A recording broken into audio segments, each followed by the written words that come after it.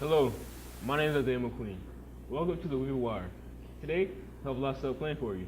But first, let's take a look at the GTA food truck with Trent and Jose. Hi, my name is Albert Schmidt. I'm the Director of Culinary Arts and Hospitality Management at Guilford Technical Community College in Jamestown, North Carolina.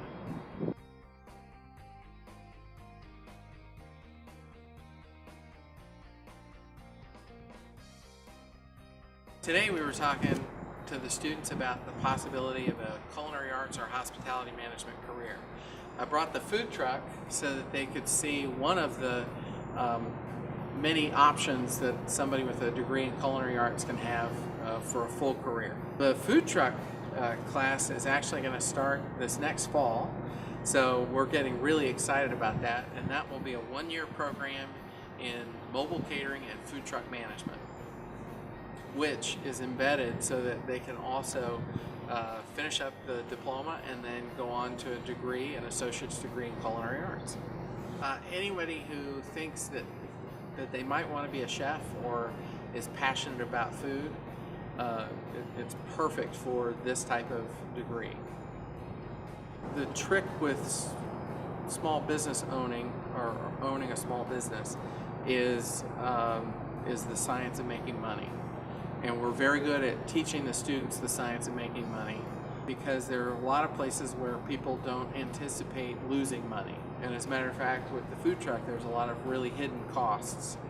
For example, the propane tanks, which are at the back, the gas tank, the water tank.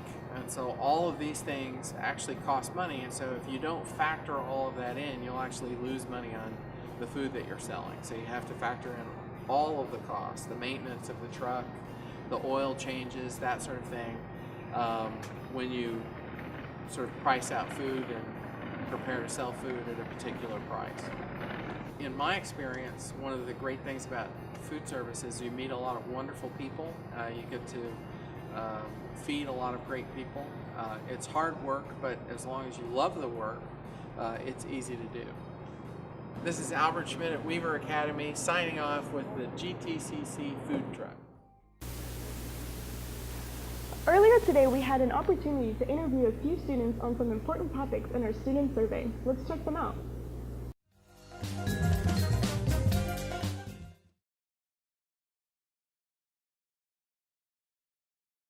I don't think that they should because it's better when students have a physical copy of something to look at, and it helps with eliminate the confusion that tablets could cause if things get lost.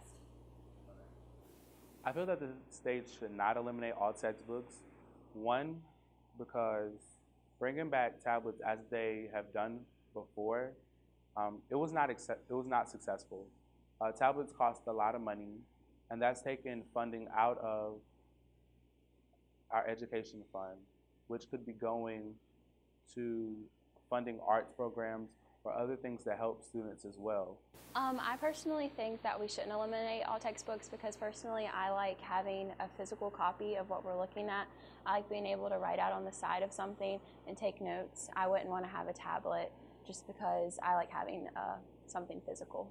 I think we should stick to textbooks because tablets may not work as we intend them to, and we have better cited resources and more reliable resources in textbooks. That's why we should update them and keep them reliable, unlike tablets, which only rely on the internet, which can become unreliable at any time. I don't think we should get rid of textbooks. We find them more reliable, and based upon multiple studies that have been shown, tablets aren't actually that reliable because they need multiple things.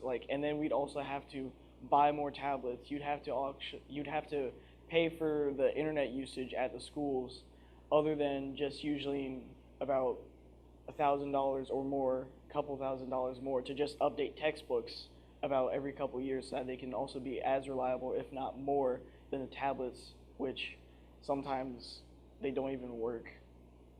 Well, either way, I don't think students would learn because nowadays students don't even use textbooks. And having tablets, I don't really think it'd be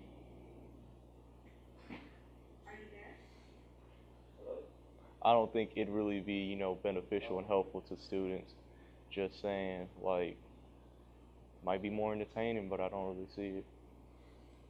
No, I don't think so because like some people, like some students learn better like if they can actually read it instead of like technology being involved. So it might be like difference in learning experience. No, because a lot of kids work better with like physical copies, and like in the past when schools have tried to use tablets, it's always just a mess, and it's just like a really hard adjustment, and also like they crash all the time, and it's not fun. So, yeah. I don't think they should eliminate textbooks because technology, like the tablets, aren't always going to be reliable. Like they can just break down or something like that. And also students are already really used to using textbooks, so it'll just be like a whole different like feeling for them. I don't think they should eliminate textbooks because like I'm all for like technological advances and stuff, but like tablets aren't really reliable and like stuff could break down easy and you could get to somewhere you don't want to be, and it's just like textbooks are more like there and you know exactly where everything is there. I think the states should keep textbooks but update the textbooks because it's always good to have a hard copy of things to use.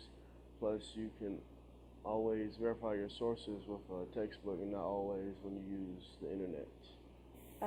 No, because first of all, tablets are more expensive than books. And even if you were to put all the books on a tablet, you still have to buy, newer editions of the books and everything.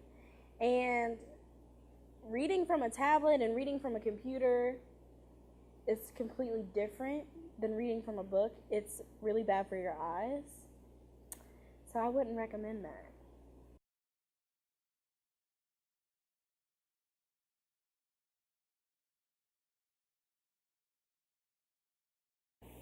I think it could throw people off a little bit because 4 days a week would just not give teachers enough time to teach, I personally think. I think students would like it, but I don't think it would help the education of students. I think it affects students as in they wouldn't be able to work as ethically and as much as they would need to, let's say for a project or homework that they were assigned previous days in the week. Because as you go on and more ahead in your education, you get more and more work to do, so that it makes it, you need more time so you can complete it and get the grade that you want. And for teachers, you don't get as much of a teaching ability as you wanted, so that you wouldn't have to give out as much homework, because with that loss of Friday that day, you would have to put on more pressure for the students as to get that work done in less amount of time. It probably would be like an adjustment for students and teachers. Like everyone's used to like 5 days of like a work week, so it'd be more comfortable with 5 days instead of 4. Okay, with a 4-day week, it would be beneficial to students in one way, because having a 5-day week, students usually get drained and they get tired, and then they start to be non-productive. And with the 4-day week, it will help them, be energized to come right back on Monday. And it also will help students with makeup time and getting that extra nugget just to help them be even more successful in class. And also, it can also be a hindrance, because with the 5-day weeks, it's not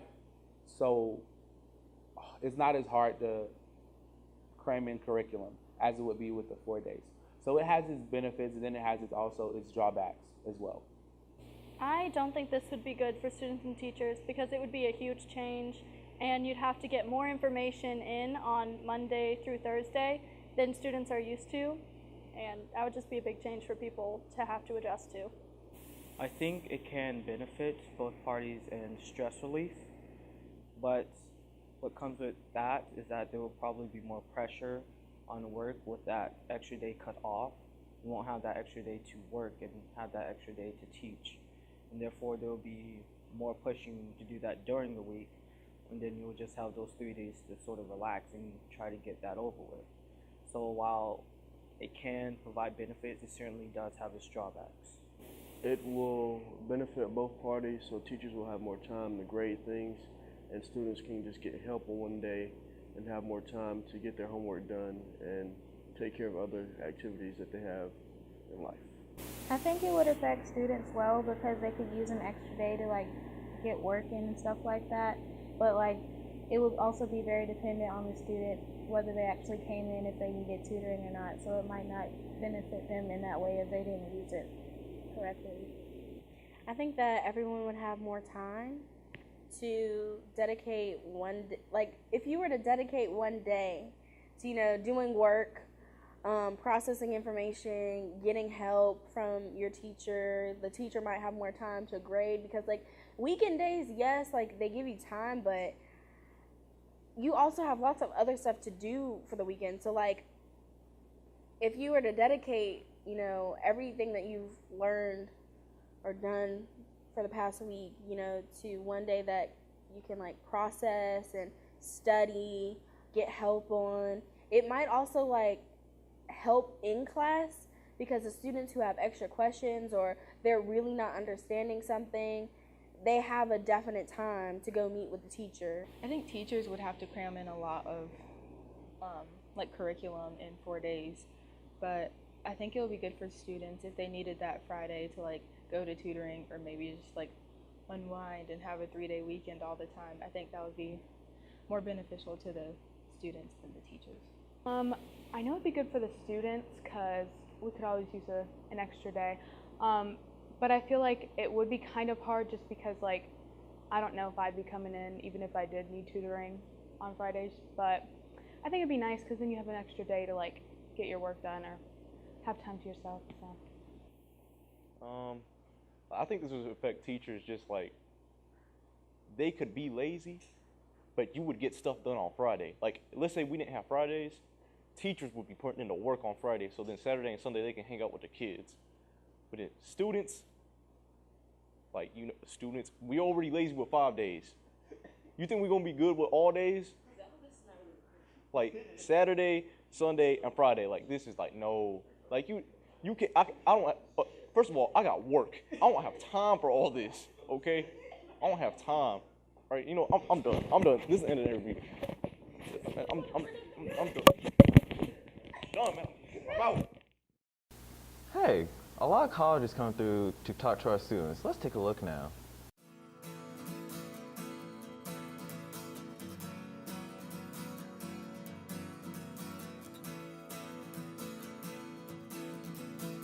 Hi, my name is Vincent Gardner.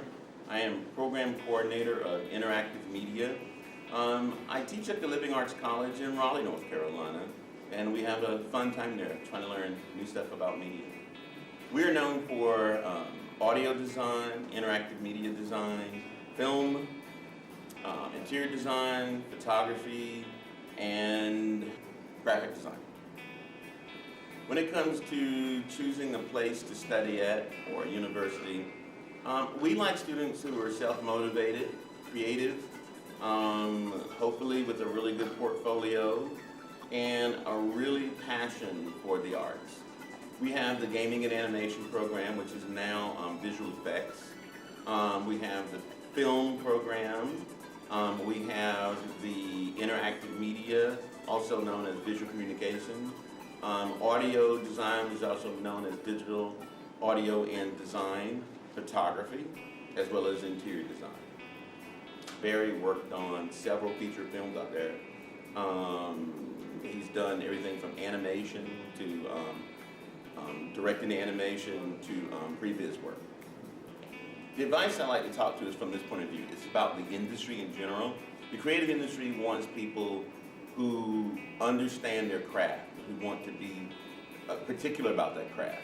I think the industry pays well for students who have a really good portfolio, who've tried hard to learn the skills that are required, like drawing, learning the software, but learning how to craft with that software. A student has a really good attention to detail. A student is self-motivated. That will prepare a student quite prominently for the industry in the creative field.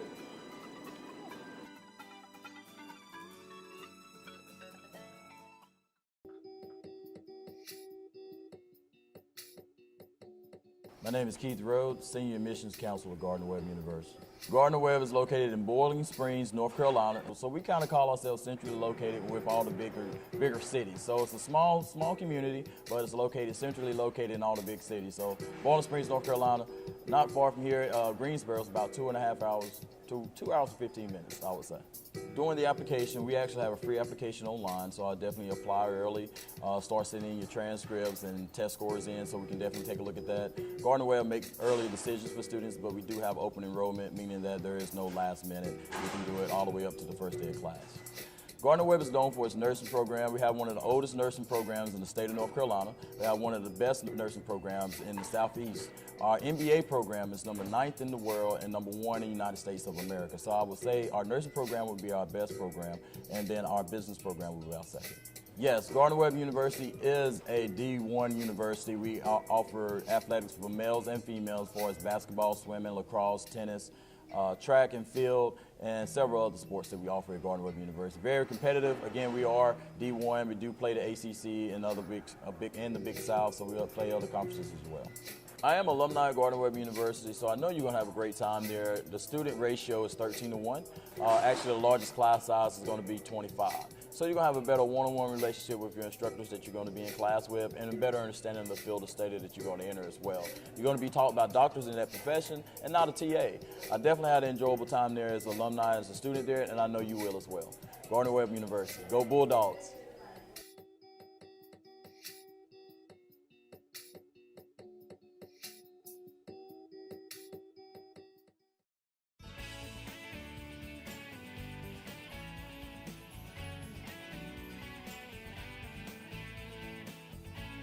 CFNC stands for College Foundation of North Carolina. We're a service of the state, and we're designed to help students figure out what they want to do after high school.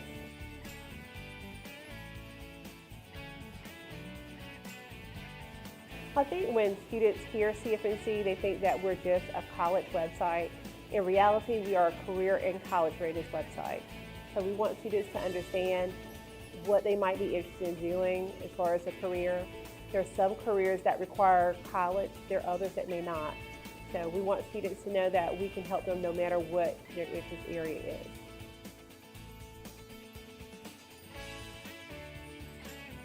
Well, the first thing the students want to do when they come to our website is to create a user account. And that saves all the information they're exploring so they can see it at a future time.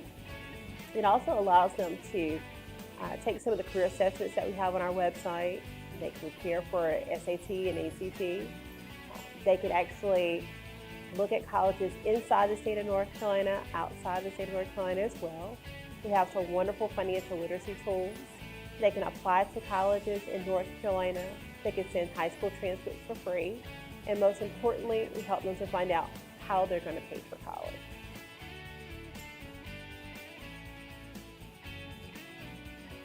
Well, it's never too early to start getting information on college and when to be ready for college. So we encourage students to begin as soon as possible. In reality, for CFNC, we start working with students as early as kindergarten to let them know that a college education is obtainable. College Foundation of North Carolina and Say Yes, we do find ourselves on the program for many different workshops. Of course, in order to qualify for Say Yes, you do have to complete the FAFSA or the free application for federal student aid. For Say Yes dollars, students are able to get money to help out with tuition. However, there are other things that students may have to pay for that the Say Yes program does not cover, such as room and board, books, supplies, it could be a computer. So we want to make sure that families understand how they're going to fund those areas as well.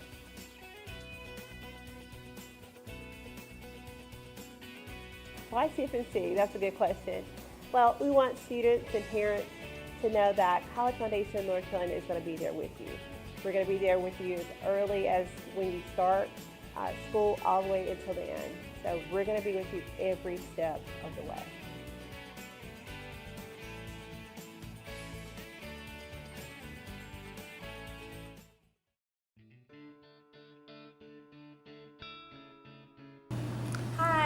Brighton Smith, and I'm a Long Island College representative. We have over 200 areas of study at each different school. So this one's in Long Island, about 45-minute train ride from the city, which goes by really quickly. And then this one's in Brooklyn, so downtown, you're right in the city. But both have over 200 areas of study. We have great nursing programs at both schools. We have high-tech, these state-of-the-art facilities where you actually have these mannequins that are real life that you get to work with. Basically, you just need to know if we have the major that you want and look at the requirements. And for some different majors, for example, our arts, we have audition only. So you're going to need to be aware of which type of process that you're going to go through for admission to us. Yes, we have great sports teams. For LIU Brooklyn is D1 and LIU Post is D2, but both have won national championships. They're both highly ranked within their own fields. But we're looking for minimum of a B average, 1,000 on the SAT, 20 on the ACT, and that's just our bare minimum average that we're looking for.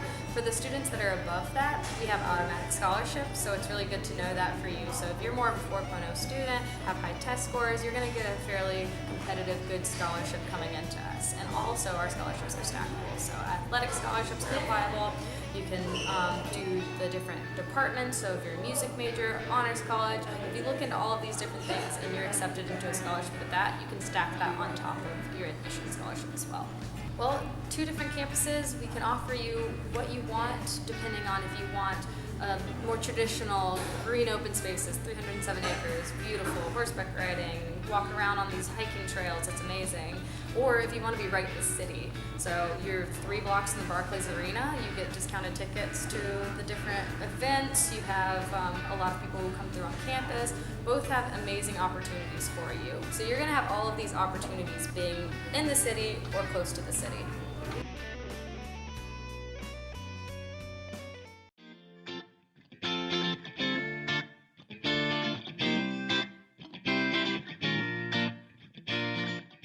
Hi, my name is Liz Martin, and I am the Conservatory Counselor at Shenandoah University. Shenandoah University is located an hour outside of Washington, D.C., so we're up in Virginia. We are very well known for our conservatory, which houses 1/3 of our students, but also we're very well known for our School of Business, our School of Nursing, and our College of Arts and Sciences. So we have 7 schools. Our conservatory is one of those, and it is the largest. When it comes to choosing a university, yes, we are looking for you to fit us, but you also need to make sure that you fit the school you're going to. You're interviewing us just as much as we're interviewing you, so make sure that you go and visit the schools that you're applying to.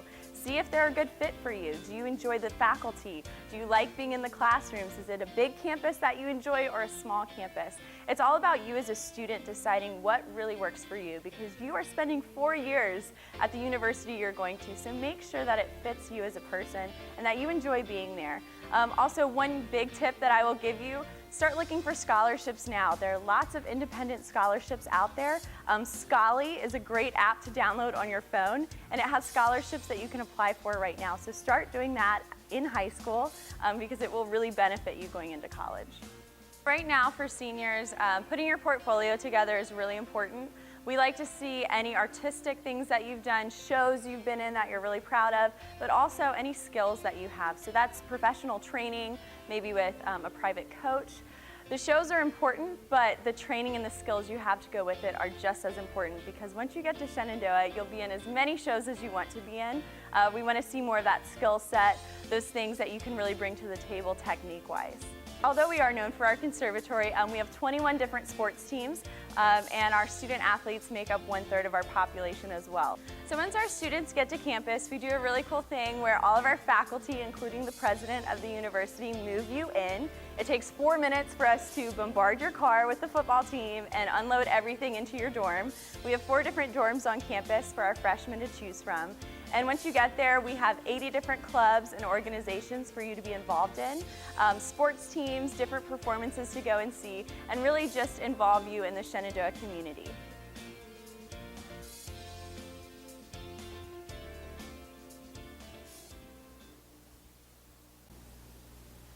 Hi, I didn't see you there. I'm Jose. Can you spell? Well, these kids can. Let's take a look at the Guilford County Schools spelling bee.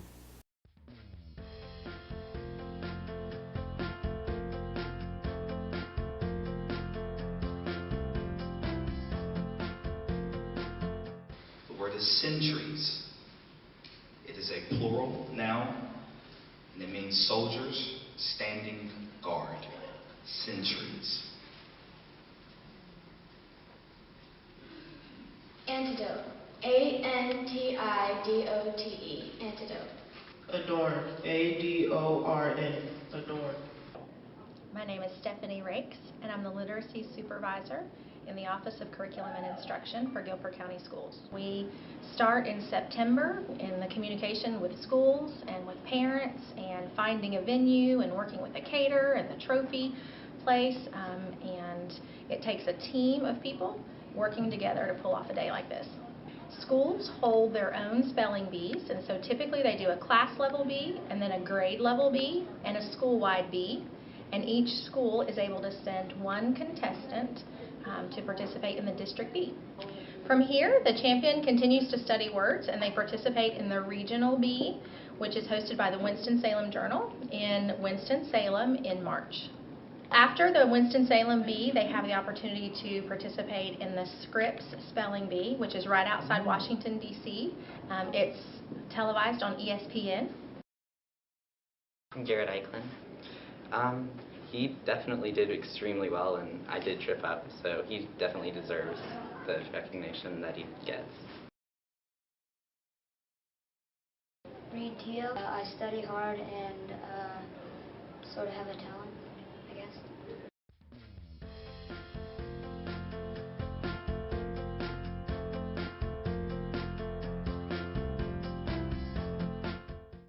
We hope you enjoyed today's show. Be sure to check out more segments on The Weaver Wire.